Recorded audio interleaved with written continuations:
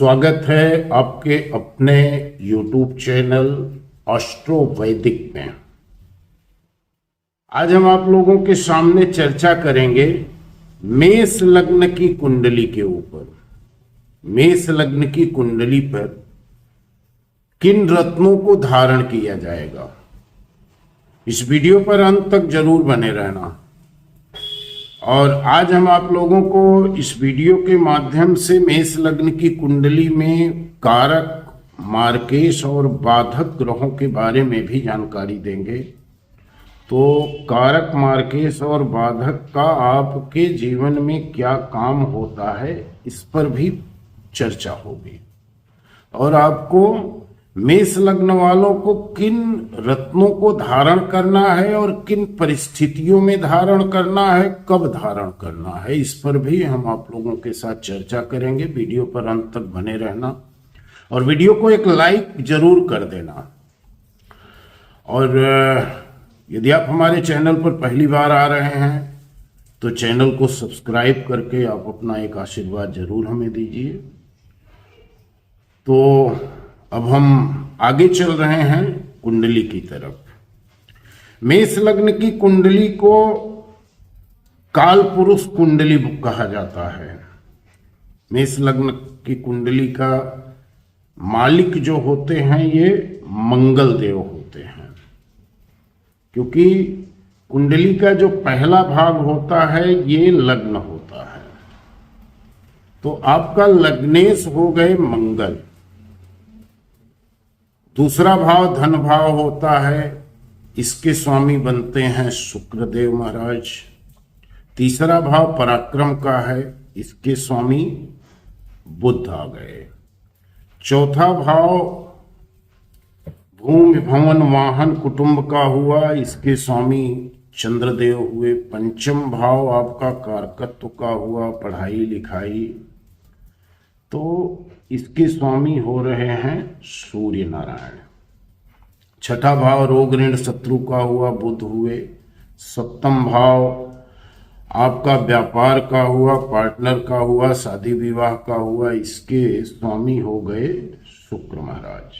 अष्टम भाव मृत्यु और आयु का भाव होता है, और अचानक से आपके जीवन में जो कुछ हो रहा है उसको भी यहीं से देखा जाता है। इसके भी स्वामी मंगल हो गए, क्योंकि मंगल को दो राशियां मिल रही हैं, मेष और वृश्चिक।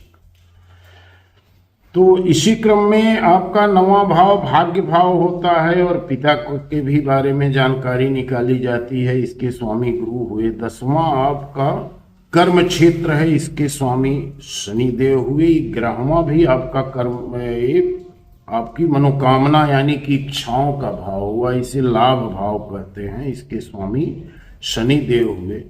और 12वां भाव व्यय का भाव है, तो इसके स्वामी हो गए गुरु। और 12वें भाव से विदेश का भी विचार किया जाता है।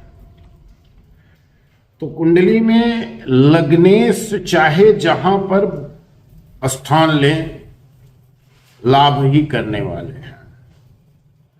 लेकिन खास करके मंगल यदि कुंडली के प्रथम भाव में, चतुर्थ में, सप्तम, अष्टम और द्वादश भाव में अगर मंगल विराजमान होते हैं तो मांगलिक दोष बनता है। तो ये एक सावधानी का विषय होता है।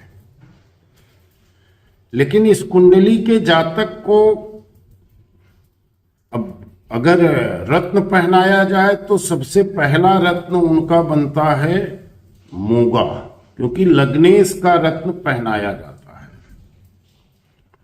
मंगल आपका यदि छठे भाव में बैठ गया तो शत्रुहंता योग बनाता है, और मंगल छठे भाव का कारक होता है। अब आपकी कुंडली में यदि हम कारक की बात करें तो आपकी कुंडली का त्रिकोण यानी कि पहला भाव, पांचवा भाव और नवा भाव, ये आपका कारक हुआ। पहले भाव के स्वामी होते हैं मंगल, पंचम के स्वामी हो गए सूर्य नारायण, और नवम यानी कि भाग्येश आपके हो रहे हैं गुरु। तो यदि आपको स्टोन धारण करना है तो आप 3 स्टोन पहन सकते हैं। मंगल का रत्न मूंगा, सूर्य का रत्न माणिक और गुरु का रत्न पुखराज। आप इन 3 रत्नों को धारण कर सकते हैं। आपको जैसे मैं यहाँ शो भी कर रहा हूँ, दिखा रहा हूँ, ये माणिक रत्न है, ये मूंगा रत्न है और ये पुखराज है। अब विशेष परिस्थितियों में यदि आपको धारण करना हो तो आप इसके साथ मोती भी धारण कर सकते हैं। इन 4 रत्नों को आप पहन सकते हैं। मेष लग्न के जातक के लिए ये 4 रत्न धारण करना बहुत शुभ होता है। बात हम करें कुंडली में मार्केश यदि जो कोई ग्रह है तो उसका रत्न आपको नहीं धारण करना चाहिए, क्योंकि मार्केश का रत्न आपको नुकसान दे सकता है। मार्केश की दशाओं में सदैव मार्केश का उपाय करना चाहिए।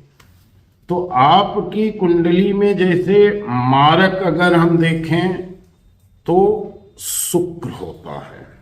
दूसरे और 7वें भाव में जो राशि बनती है उसी ग्रह का स्वामी, उसी राशि का स्वामी मारक बनता है, लेकिन कारक कभी मारक नहीं बनेगा। जैसे यहां अगर हम देखें मकर लग्न की कुंडली तो 10वां भाव 10 नंबर की गिनती यहां आई, 11 यहां आई, दोनों के स्वामी शनि हो गए। तो शनि जो कि कारक हैं, इसके लिए शनि यहां पर मारक नहीं हो सकते। लेकिन इस मेष लग्न की कुंडली में शुक्र ही दोनों जगह 7म और 2य भाव के स्वामी शुक्र हैं, तो शुक्र आपकी कुंडली में मारक हुए। और मार्केश यानी कि 2, 3, 6, 7, 8, 11, 12 यहाँ पर जो राशियां 2 बार बैठ रही हैं वो मारक हुई। जैसे कि 2 और 7 में शुक्र आए और 6 और 3 दोनों के स्वामी बुध आए। तो आपके कुंडली के जो मार्केश ग्रह हैं बुध और शुक्र हो रहे हैं, तो इनके रत्न को आपको कभी नहीं धारण करना है। इनकी दशाओं में आप शुक्र का, बुध का उपाय करें, सबसे आपके लिए लाभकारी होगा, लेकिन आपको रत्न नहीं धारण करना चाहिए। और कुंडली का लग्न जैसे कि मेष लग्न की कुंडली चर कुंडली हुई, वृषभ लग्न की कुंडली स्थिर कुंडली हुई और मिथुन लग्न की कुंडली द्विस्वभाव कुंडली हुई। तो चर कुंडली इसी तरह आपको आगे जोड़ना है। चर स्थिर द्विस्वभाव, आगे की 3, फिर चतुर्थ यानी कि चर स्थिर द्विस्वभाव, चर स्थिर द्विस्वभाव, चर स्थिर द्विस्वभाव, इस तरह से होता है। तो यदि आपका लग्न कुंडली चर है तो 11वें घर भाव में जो राशि बन रही है वो आपकी बाधक होती है। लेकिन यदि 11वें भाव में मान लो इस लग्न कुंडली में शनि देव है, यदि शनि 6, 8 और 12 में बैठ गए तो आपको ज्यादा बाधा डालेंगे। इसी तरह द्विस्वभाव स्थिर कुंडली का 9वें भाव में जो राशि बैठी, तो अब 9वें में चूंकि कारक हैं ये बाधक हो नहीं सकते। और द्विस्वभाव कुंडली में 7म भाव में जो राशि बैठी, अब शुक्र यहां बैठे हैं, शुक्र आपकी कुंडली के बाधक भी बने। तो ये बहुत आसानी से आप निकाल सकते हैं। यदि आपको कुछ समस्या रहे तो अपनी कुंडली का विश्लेषण कराना रहेगा। किसी प्रकार का आपको रत्न या रुद्राक्ष खरीदने का रहे तो आप हमें संपर्क कर सकते हैं। हमारे माध्यम से आपको सभी प्रकार के रत्न रुद्राक्ष भी मिलेंगे और आपकी कुंडली का बारीकी से विश्लेषण करके और आपकी कुंडली के हिसाब से क्या रत्न क्या रुद्राक्ष आपको पहनना है उसका पूरा तरह से निचोड़ निकाल करके आपको पहनाया जाएगा। पूर्ण रूप से विधि विधान से अभिमंत्रित करके आपके पास भेजा जाएगा। लेकिन मेष लग्न की कुंडली में शनि की दशाओं में, शनि की 7.5 में आप नीलम रत्न को धारण कर सकते हैं। ये आपके लिए लाभकारी सिद्ध होगा।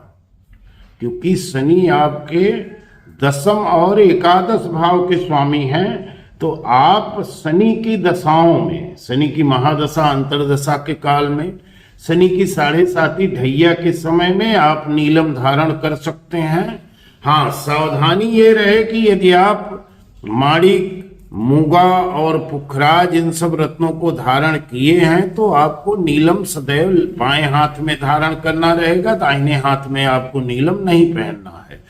इन रत्नों के साथ आपको नीलम को नहीं लगाना है, आप दूसरे हाथ में पहन करके पूरा लाभ ले सकते हैं। तो दोस्तों, अब आपको इतना तो समझ में आ ही गया होगा कि मेष लग्न की कुंडली को किन रत्नों को धारण करना है। तो इसी हिसाब से आप अपना विस्तार से खुद समझ सकते हैं, या अपनी कुंडली का विश्लेषण करवाना चाहते हैं तो हमारा नंबर 8869988724 या 8347765636 इस नंबर पर कॉल करके या व्हाट्सएप करके आप अपनी कुंडली का विश्लेषण करवा सकते हैं। आप अपॉइंटमेंट ले करके इसका मिनिमम एक जो भुगतान होता है करके आप अपनी कुंडली का विश्लेषण करवा के जिस भी रत्न को धारण करना है या रत्न को नहीं धारण करना है, कुछ उपाय और दिनचर्या में बदलाव करके आप अपनी परेशानियों का हल भी निकाला जा सकता है। तो आप संपर्क कर सकते हैं। इसी के साथ मैं अपनी बातों को समाप्त कर रहा हूं और मुझे आशा है कि आप इस वीडियो को पूरी तरह से समझ गए होंगे, या आपको कुछ समझने में तकलीफ आई या नहीं समझ पाए हैं जिन बातों को, तो आप मुझे कॉल करके या आप कमेंट करके भी इन चीजों को जानकारी ले सकते हैं। धन्यवाद।